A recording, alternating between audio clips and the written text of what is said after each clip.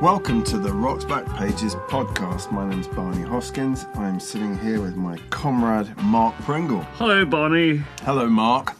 We're here to tell you about everything that's new on Rocks Back Pages. This coming week, we have an audio interview with Juliana Hatfield. We have some pieces by the late, much respected Dave Laing, whom we lost earlier this week. But we're going to start today with the Free on RBP feature, which is about the specials. Useful sound of a siren outside. This town is coming like a ghost town. We're not in Coventry, we're in Hammersmith, but nonetheless. What's the reason for the specials feature? New album, my friend. Right. New album. Specials, sort of, it's kind of reunion, sort of part 2, part 3. All sans Jerry Dammers. Inevitably sans the great Jerry Dammers, whose band it essentially originally was. Absolutely. So there's a new album, Terry Hall at the helm, the unmistakable voice of the original specials. So we're going back to the dawn of the special story, which of course is 1979. Actually formed probably as early as 77 or gigging in 78. But we first started to hear about them in 79, and the first album, just called The Specials, came out in October of 79. And we have a piece by Deanne Pearson for the New York Rocker, as it happens. Deanne wrote for British music mags, but this was clearly a piece to introduce the Specials and to a degree Two-Tone Records to a certainly New York audience. Deanne was very much one of the first people, alongside Gary Bushell, funny enough, and Sounds, who really picked up on the two-tone movement. And the second piece, in fact, is by Gary Bushell, and it's more broadly about two-tone, whereas Deanne's piece for New York Rocker is essentially an interview with the drummer Brad, or Prince Rimshot, John Bradbury. So he's essentially telling her what the specials are all about. Right. And there's interesting stuff in it. This is going to be of interest to more kind of inside baseball style readers of Rocks Back Pages, where Brad talks about the specials being slagged off by Black Music magazine. Really? Who he says take the view that people like Rico, the trombonist, and other luminaries never got the break, whereas along come a bunch of white guys, take a few of the licks and riffs and turn the whole thing into some sort of gold mine. We should really just, I suppose, back up and explain exactly what the specials were. Can you do that for us? Well, no, not really.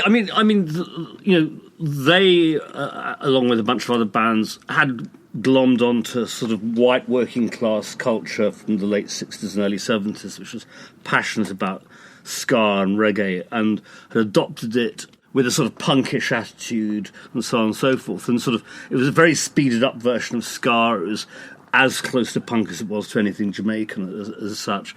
And then they had this very complicated relationship with their audience, who they attracted precisely those sorts of people. 79 was one of the various skinhead revivals was going on at the time. The National Front and British movement were at a sort of peak of sorts. The Lewisham riots were around that time, I believe. Yep.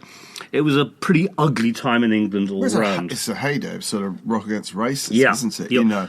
And so bands like the Specials, Madness, the Selector, etc., did draw this quite bizarre mix of skinheads and young black kids. The Specials were a mixed band. They had a couple of black members and were otherwise white. Yeah. Madness were all white. It's very interesting. There's another on the library, Deanne Pearson piece from the NME from November 79, when she was on the road with Madness. And Chaz Smash, their sort of gobby dancer, stage dancer, said, "It's got nothing to do with us." He snaps impatiently. "We don't care if people are in the NF or the BM or whatever, so long as they're behaving themselves, having a good time, not fighting. What does it matter? Who cares what their political views are? We don't ask them, we don't ask them. And if they're Conservative or Labour when they come through the door, there's no difference. They're all kids." At which point the rest of the band start disassociating themselves from him in a hurry. But it does show that some of these bands, there was a sort of ambivalence towards, Sure. very interesting times. Yeah, very interesting times. Of course, Dammers particularly was, explicitly, overtly anti-racist. Absolutely. And that was a big part of what the Special stood for. And some of the other bands like Selector were even more mixed, and with a black front woman and so on and so forth. Musically, I personally don't find the early period of the ska revival desperately interesting. I think the Specials really got interesting about a year or two later. I mean, Ghost Town, for me, is just one of the great British records, isn't it? Yeah. It's such a powerful statement of the time. You could also say that Ghost Town was the beginning of the end of the original Specials, because Dammers was leaving the band behind. He really was. They just wanted to have a good time and play these good time songs. Dammers had a very different musical vision, which he's continuing to do to this day. Well, absolutely. And the final piece really sort of plays into this, because when they first attempted a reunion about 10 years ago, Dammers was invited to be part of it.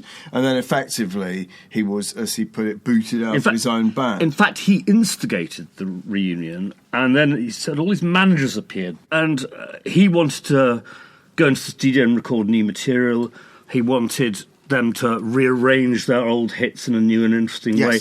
They weren't interested. They wanted a straight revival. No, and Dammers tells Chris Salovich in this Daily Telegraph piece from March 2010, he says nostalgia was considered a mental illness in the Victorian era, a morbid obsession with the past. And he wanted to do new things with new songs, but to do new things to the old songs as well. Yeah. And I think you're right, there's a real split there. So don't know what the new Specials album's going to sound like, whether it's going to be any good, but I suspect, Dammers Free, it's not going to be as interesting. Of course, the Special AKA, I think were pretty wonderful. I mean, Free Nelson Mandela, and that album in the studio had some amazing things on it. It's a fantastic extraordinary record. Song, The Boiler, with Rhoda Dacos singing. That's great. The only thing I like about You Is Your Girlfriend is just brilliant, and wonderful video they did with it, which is just one of the funniest things I've ever seen on television. Yeah. Terrific record, torturous process making it.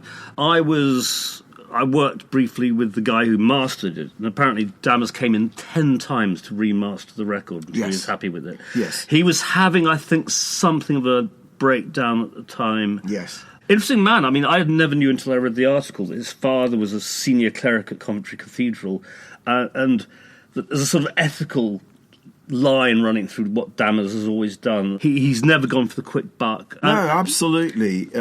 He's sort of one of those, in kind of Herman Melville terms, Bartleby the Scrivener, he's like, I would prefer not to, rather than I would prefer to. Absolutely. He's someone who could have, monetised his extraordinary reputation done a hell of a lot more than he has. He absolutely could, and he's someone I regard with a huge amount of respect. Yeah. Just briefly as an aside, given that the two-tone piece is written by Gary Bushell, a controversial figure, someone we've had on Rock's Back Pages for many years now, a very important early writer who did then, and he wrote a lot about, he was a member of the SWP, I believe, and he wrote quite a lot about the two-tone era, and certainly purported to be very anti-racist. Then later became, I'm not saying for a second he became racist, became very right-wing. He became a tabloid TV critic, and he still is. He describes himself now, I believe, as a libertarian and a patriotic anarchist. But I kind of briefly searched for recent things he's written, and a sort of classic piece of Bushell writing is a brutal sort of attack on Stuart Lee, who is the sort of liberal left meta comedian of choice, the bugbear of so many on the right, because he so many of his routines are sort of lambasting the Leavers and so forth. And Gary writes, and this is last year, we're just the mugs whose licence fee money has subsidised his bile-spewing career for decades.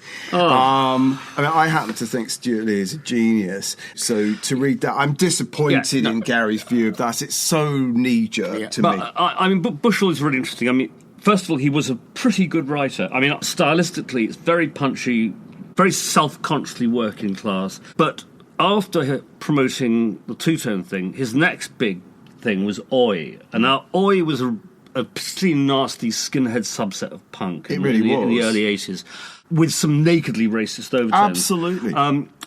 And I don't know. I mean, it felt odd reading this guy who had written so passionately about really some wonderful stuff. Yes. Suddenly sort of taking this sort of, left turn and right turn into all of that. Yes, I agree. I agree. But a good writer. I'm glad we've got him on Rock's back page. Weirdly, I recruited him by finding his own political party's website. He's got some sort of very... He did have a party. There's that goal. He actually stood for... He stood as an MP. Did he? Yeah.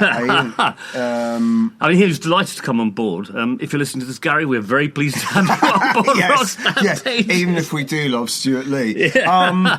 So we're going to move on from the specials of Gary Bushell and Jerry Dammers to the other three pieces on the homepage this week, which are by the late, great Dave Laing, starting with a piece from December 1973, Let It Rock. Now, Dave was involved in the great Let It Rock, a magazine that was hugely important to me and had some of the best writers in the UK press. I mean, it was a kind of collective, I think, wasn't it? Yes, that's right, yeah. And so this is a piece about, John Martyn. He writes essentially about having followed the evolution of John Martyn from a folky singing on a barge in Kingston upon Thames to this extraordinary kind of musical explorer on stage with Danny Thompson and John Stevens. And of course the great Solid Air album, which... The wonderful... So this is after Solid Air, and I think Inside Out has just come out. I think both those albums came out in 73, didn't they? I mean, they're two of my favourite albums. Solid Air,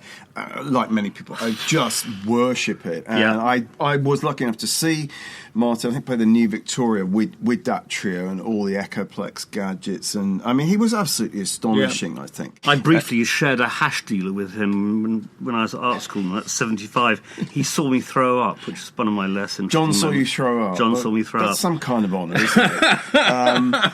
But he's he captures it well. He says the guitar is amplified and 2 foot pedals operate a fuzz box and Echoplex. Waves of sounding chords and phrases wash over the audience. The voice, too, has been transformed from the precise tones of the folk revival to a playful, muttering, moaning and screaming instrument deployed against Thompson's busy bass lines and the dense guitar sound. Well, that captures the experience that I had. The other piece is there's a review of all things Bill Monroe and his bluegrass boys. I mean, Bill Monroe was the sort of godfather of bluegrass.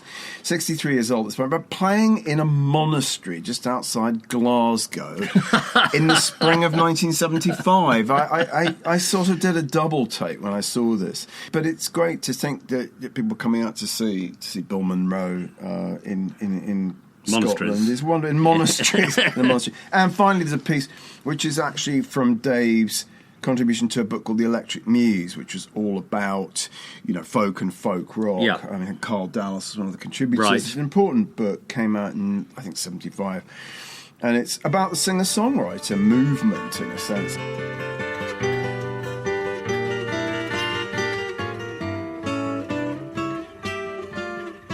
But it focuses less on the likes of Joni Mitchell and James Taylor than on perhaps the slightly more MOR end of it. The Jim Croces, even the John Denver, Gordon Lightfoot, Arlo Guthrie and others. So it's quite an interesting look at how sort of post-Dylan, people started to write their own songs and sort of, in a sense, become slightly more navel-gazing and autobiographical in the way they presented. Whilst also being fantastically successful. I mean, those people you named, I mean, Jim Croce we forget how big a star he was. His very short career, because he died in a plane crash. He did indeed.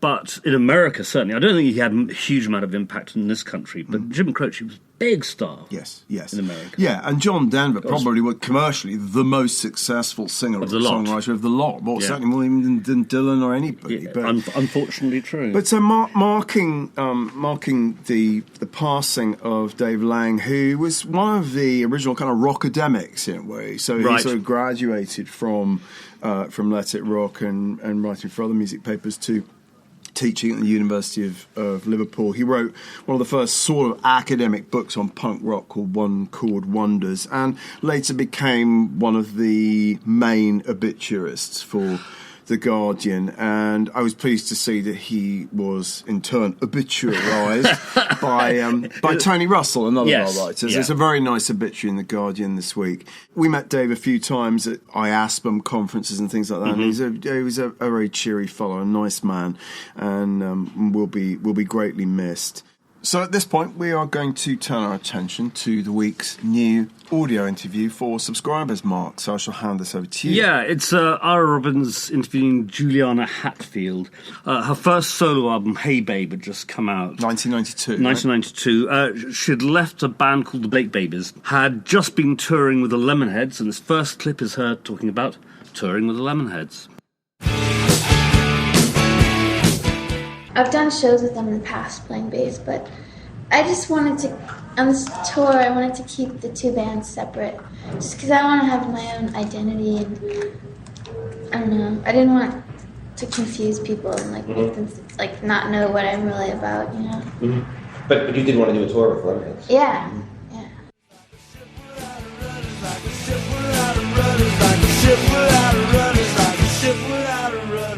Right, well, as everyone knows, she had some sort of relationship with Evan Dando and all that. She talks in that clip. That's interesting, about how she didn't want her own identity getting swamped by being the Lemonheads bass player. She sounds like she's about 11 years old in the interview. She does, doesn't she? Very peculiar. Yes, I was really shocked. I don't think I'd ever heard her speak before. Every other word is like. Yes. Like. I'll be honest, I don't think she's that fascinating, no. Here or elsewhere. No. But quite an interesting snapshot of sort of indie America at that time. They talk at some length in the interview, as much Ira as her, talking about Nevermind, Nirvana's Nevermind, which had just come out and just turned into this huge hit. She talks about how she loved Bleach as this really indie, gritty record. And so in that respect, it is a snapshot of something that was very important. Lemonheads, we were talking about them yesterday as a sort of precursors to grunge in certain respects. Later on, the last clip we'll play at the end of this podcast is her talking about this rise of a new batch of women singers and so on and so forth. So it's a period piece. It's a quite interesting period piece. Yes, it's interesting hearing her talk about a term I'd completely forgotten, which is foxcore. Yeah. Which just sounds so un-PC now. And it was sort of... So it was kind of pretty girls playing sort of indie hard rock, wasn't it? Yeah. I mean, she sounds really quite sort of ditzy and sort of innocent in this interview. But as you say, this was an important kind of moment in American rock in the wake of grunge and Nirvana's sort of stratospheric success. Absolutely. And she was, I mean, if Evan Dando was the pin-up of that, the male pin-up of that period, she was sort of the female pin-up. Yes, I think that's fair. It's almost as interesting for what Robbins says as what she says. And he didn't get Nevermind. No, he says, well, he also says he didn't really like Bleach particularly, and she makes a big deal of how much she loved Bleach. Yeah. But it is interesting because it's 1992, so Nevermind's only been out for less than a year, probably at this point. Yeah. So even at this point, even though it's selling a lot, it's not this kind of behemoth that we now think of. Right. But, she's perfectly charming, and she's managed to, maintain a career in the subsequent, whatever it is, sort of 25 years. Is it 35 years? I really do lose count, Mark. You have to do the math. But, I mean, she has a new album coming out called Weird, which I've not heard. But last year, she, all things, released an album of Olivia Newton-John covers. I had no idea. Juliana Hatfield sings Olivia Newton-John. I don't know what kind of a budget she got for that, but it's an interesting musical journey that she's had. And I mean, I really did like the Lemonheads. In that period, I thought that It's a Shame About Ray, which she plays most of the bass guitar on. That's right. I think is a pretty terrific record. I think Evan managed to sort of combine that sort of grunge energy with some terrific melodies. Yeah. And he was a really great writer. I interviewed him a little later in the decade when he was sort of really falling apart. I mean, he was a bit of a mess of a guy. Yeah. But certainly not without talent, I think, There is a new Lemonheads album, I believe, coming out in a month or two. Why won't these people go away? Well, I think Evan can still write songs. No, I believe that even the greatest artists have no more than 4 years or 4 great albums in them, and I think after that it should just basically shuffle off. And do what? Anything. Really? Yeah. Yeah, working record stores. Yeah, absolutely. If there are any left. Yeah, absolutely. She talks about working the record store. She did work in a store in Boston. And how she likes selling her own records to people. Anyway, shall we move on? Oh, let's. Well, you're moving us on into the domain of all that's new. Absolutely. In the library for subscribers. Well, I mean, I've singled a handful of fabulous or certainly interesting pieces to tell you about. The first one is brilliant. It's our second earliest piece about the Beatles. Who? Specifically, the Beatles. Oh, the Beatles. The Beatles. And it's by Gene Carroll, a.k.a. June Harris, for disc in November 1962. It was really early. And before I was born. It was... I was already 4 by then. Actually, hang on, I was 6. It was an arrant lie, by the way. Was it? Yes, I was born. I wasn't sure. Yes, November 62, and Love Me Do's come out about a month previously. It hit the peak of 17 in the NME chart. So it wasn't a huge hit. No. We forget that. I forgot. Everyone sort of imagines that Love Me Do went to number 1, and it didn't. And they'd just come back from playing the Star Club in Hamburg with Little Richard. And it's a short interview. Each of them has a couple of sentences to say. And already the individual characteristics are emerging just in these snippets. And Ringo Starr talking about John. He says, John writes a little poetry, which is the weirdest you ever saw, but it stops him from going mental. I mean... I think that's just fantastic. Yeah. It actually tells you so much about, John Lennon. Sure. And this is 62. November 62. Sure. Yeah. Moving on, Twinkle to Jean-Marie. Now, Jean-Marie is actually Dawn James, and Twinkle is Dawn James's sister. So this is sisters being interviewed by one another. I'm confused. Okay, Twinkle is Dawn James's sister. Dawn James, under the name of Jean-Marie... I wasn't really confused. ...is interviewed. Aren't you? I still am. Anyway, there's a couple of really nice quotes in it. She says, being 13 to 20 is like being branded. Because of your age, you're considered wild, unintelligent, and sometimes dead evil. Wow. And then the next one I just love is, there are a lot of temptations thrown your way in this business, and they're thrown by some gorgeous, famous boys. Oh, that's superb. That's great. It's actually, again, throughout the pieces, there's some very, very good writing. She talks about being side of the stage before Twinkle goes on to do a live performance, and it's a really beautifully descriptive bit of writing. Dawn James is a seriously good writer. It seems like almost, apart from Dawn and Penny Valentine, every other female journalist in that era was either called June or Jane or Jean. There were a lot of Joe. Yes. In America, a lot of Carols. And actually, there's a side issue, which we will talk about at another time at great length, is that how much pop writing was done by women, both here and in America in the 60s. Yeah. Outside of the central music press, the NME and the Melody Maker, which was exclusively male bastions, all the rest of the music press, and especially the magazines like Rave, were substantially written by women. Anyway, moving on to a bit of fantastic un-PC-ness.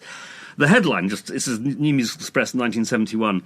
The headline is great. Hot Chocolates Errol Brown owns up. The ladies are nympho. Oh, dear. And the piece opens, no messing about, chuckled Errol Brown, that shiny-domed hot chocolatier who co-wrote You Could Have Been a Lady.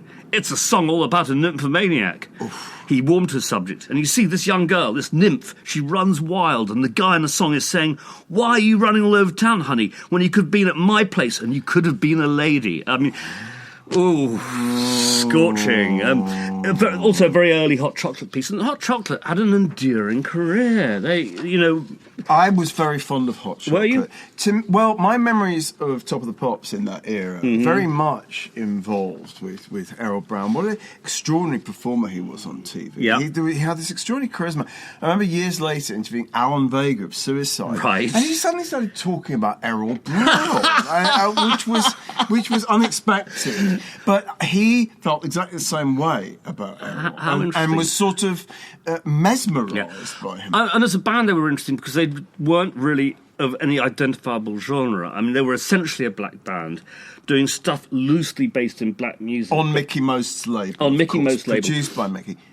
And yet they had enormous crossover appeal to the English pop audience across generations. Very, very interesting. And it started with a kiss, just one of the greatest you just love it, pop records ever made, I think. I really do. Did it start with a kiss, Barney? Did what start with a kiss? Okay, moving on. Well, just a very brief one. Is Morrissey famously wrote to the music press. Is he one of our writers? Morrissey, no, it's uncredited writer. And this is he wrote this letter to Sounds in defence of the New York Dolls in '75, which is quite a famous letter. But the last paragraph is just hilarious. Not to mention the truckloads of amateur bands which, as I pen this epistle, will no doubt be screeching away at unrecognisable chords after bathing in the latest brands of cosmetics. Oh. I mean, this is sort of maximum Morrissey just right there, isn't it? You know, it's just that is fabulous. I mean, he of course wrote a kind of quote-unquote book about the New York Dolls, right. didn't he? Which was essentially a sort of scrapbook of reviews and cuttings and pastings and stuff with some of his own thoughts. But the Dolls were clearly incredibly important to Morrissey. I mean, as indeed they were to me, I think, to you. You know, loved the Dolls. You know, very different, of course, from the Smiths, but a very important part of the Morrissey But anyway, aesthetic. I did like that bit of pure Morrissey in this letter from '75. Moving on to '89, Robert Fripp, long Robert Fripp interview. But how do you pronounce his name? Ted Drozdowski. Drozdowski is how I pronounce it. I don't know how Ted pronounces it. For Musician, 1989. And Robert Fripp's played on 2 or 3 of my favourite records, I'd say. I mean, some of the stuff he did with Bowie in the late 70s. I thought you were going to say In the Court of the Crimson King. Never liked it. But moving on. He's been involved in a lot of really interesting stuff, but he comes over as an interview as insufferably pompous. I mean, he really does. It's that time when he had that huge gathering of young guitarists around him, and he had all of that sort of stuff going on. He says, you know Hendrix? He didn't know how to hold a pick. Clapton, he doesn't either. Beck hasn't a clue. Oof. Well, I'd say at least 2 of those 3 guitarists, Hendrix and Beck, really, shall we say, piss all over, Mr. Fripp from a very, very great height. I mean, it's riveting. This man has got no self-awareness at all. And also he's surrounded by acolytes. These young students worshipping at his feet. He is the great figurehead for a certain kind of highbrow prog rock, isn't he? Yes, yeah. I mean, I know a lot of people are really passionate about him. Yeah. I know a lot of people who really like King Crimson in a way that I never managed to. It's interesting. We met Bill Bruford at a conference in, was it Manchester, a few years back? Yeah. And same one where we met Dave Laing. That's right. And he talked about his time with Mr. Fripp. Yes. And he said it was just fairly intolerable, that he was a fairly unpleasant man to work with. And a sort of control freak, I think. Complete control freak. Bruford was such a nice man. Didn't we like him? Total charm. Just delightful. With the fruitiest accent I think I've ever heard. He could have been a sort of junior minister in Harold Macmillan's government. But very delightful man. Yeah. And he laughingly told us about the sort of he did. The less than pleasant experience of working with Robert Fripp. Mr. Toyer Wilcox. And going on to another fairly miserable, well in this case miserable person, is Mark Eitzel of American Music Club, being interviewed by Max Bell.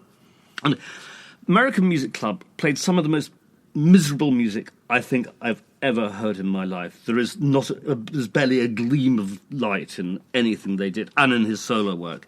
And he basically talks about it. I'm a massive contradictions, admits Eitzel, striking a pained, lights-on, occupant-out expression. True, I love depressing songs, but they're kind of uplifting. I don't smile before 4 PM, and I can't write about dancing or having fun. Well, that's true. I love it. Don't smile before 4 PM. When do we first start smiling in the RBP office? Oh, no, I wake You're up. with him. I wake up with a beam on my face. Yes. Excuse me. Yes. No, I mean, I actually saw American Music Club a couple of times because they actually did tour in Micro Disney, curiously enough. They? Yeah. The rest of the band were very jolly young men, and Mark was just dark and brooding in the corner. But I had to leave. I had to walk It's out. not the first time I've heard you say that. It has to be admitted, I'm fairly notorious for walking out of live shows. But anyway, so great. There we are. Excellent. How about from your end? So from the last 20 years, a few juicy selections, starting with Ted Kessler of the NME corralling Liam Gallagher and one other member of Oasis. I can't remember his name. Bonehead, yeah, probably. Certainly boneheaded, whoever he was. And so it's like fans' letters, sort of, X from Hartlepool asks Liam what his favourite. So it's Liam just being his usual sort of charmless self. There's, in the light of this fantastic Gillette TV ad about sort of toxic masculinity, there's a moment, it's one question to Liam: what was the last movie that made you cry? And Liam goes, stupid question, I don't cry, I'm a geezer. That kind of sums it up. Do I need to really say any more? No. Okay. Secondly, Jimmy Page, also in the news this week. I think you'll agree. This fantastic story about Robbie Williams, his next-door neighbour, blasting records by all the sort of heaviest bands of the 70s except Led Zeppelin to torment Jimmy. Black Sabbath, Deep Purple. Black Sabbath and Deep Purple. Those are the two main ones.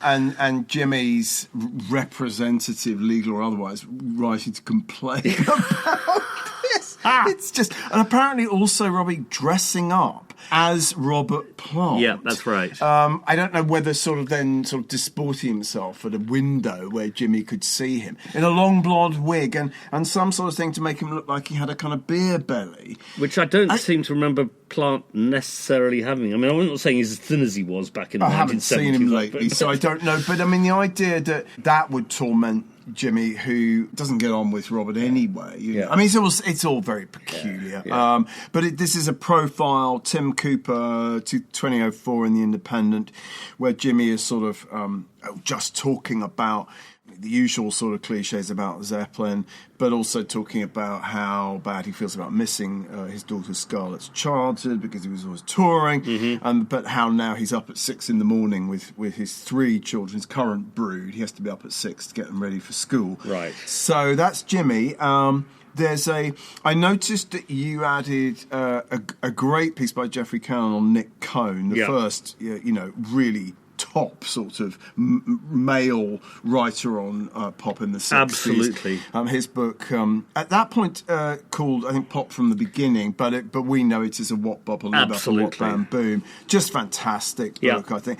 And he's written a number of other books. In 2005, Sean O'Hagan reviews his extraordinary book, Cone's extraordinary book, Trickster, about getting involved with the New Orleans rap scene, which is just one of the most remarkable books. I mean, Cone was interesting because he was also in some ways an old, even though he's English, but he's a kind of old school American type journalist who would have written for the New Yorker or those sorts of publications. Because his story for New York Magazine about the disco scene in Brooklyn begat Saturday Night Fever. So that's one of the things he's most famous for. But he started managing some rap acts in New Orleans, and it didn't end well. So Sean mentions this piece in the book where Nick gets lost in one of the projects in New Orleans, the Iberville project, and he writes about it as the most terrifying thing that he has ever experienced. And he writes very candidly at one point where he says, actually, I realised I wasn't afraid so much of being mugged or shot, or I was afraid of blackness itself. Wow. Which I think is honest. It's a very honest statement. I will leave it. I won't say any more about it. But it's a kind of white admission of just coming into this very different environment and feeling completely out of his depth. Yeah. Fascinating book, great review by Sean O'Hagan. And just a couple more things. There's a sort of revisiting of Van Dyke Parks' magnificent Song Cycle album, which was the record that Warner Reprise famously spent over $35,000 on in 1968 and sold about 10 copies. So Van Dyke reminiscences about this album, which has become a very important artifact in the sort of story of sort of eccentric Americana. I mean, love it or leave it, it's a fascinating record, and Van Dyke's one of the great characters in Los Angeles music. And then last but not least, a piece about Bob Dylan from the American Conservative magazine. We've recently added to our illustrious roster of writers Robert Dean Leary, who is a good writer. He writes for sort of Blurt and things, but he seems to have carved out a niche for himself as writing for sort of, shall we say, conservative magazines, such as the American Conservative, but also the New Republic, and I'm so pleased. Well, it's a different take, isn't it? You know, and so he writes about Dylan in the context of Dylan's retreat to Woodstock and becoming this sort of folksy paterfamilias, recording country songs in Nashville and so forth. So it's an interesting sort of slant. I do think, in a way, it's not a bad thing for him to be writing about, because Dylan really was sort of the anti-hippie. Actually, ironically, he kind of generated the whole hippie movement, but then he absolutely refuted and rejected it. We spoke a few weeks back on one of the podcasts about his religious period, and well, there you go, and his particularly conservative vision of Christianity, you know, even by the standards of the time. So absolutely, that fits with that perfectly. So Dylan in the American Conservative. I'm so glad we've got the American Conservative in our magazine list now. It's a minor triumph, I think. Yeah, I feel a sense of sort of completeness now. the political spectrum has been covered by Rock's Back Pages. Yep. So, I mean, that essentially is, well, those are some of the highlights of what's new on RBP this week. It's been our pleasure to talk about all this with you, as always. We look forward to speaking with you next week, when we'll be featuring an audio interview with the great Alex Chilton of Big Star fame. And also talking about Prefab Sprout, Paddy McAloon. But we're going to go out with another clip from Juliana, aren't we? Yeah, Juliana Hatfield and the North, talking about... That's what she should really have called her backing band. Her band. She's got these great names for bands, like the I Don't Cares and the Blake Babies and so forth, but really it should have been Juliana Hatfield and the North. Sorry, that's an English art rock joke from the 70s. Here she talks about chicks getting serious. I think that a lot of chicks are getting serious. Like, they have serious, like, agenda, you know, like they want to make serious waves in music, and so I think that it's going to be... It's good. It's a good time to be doing music.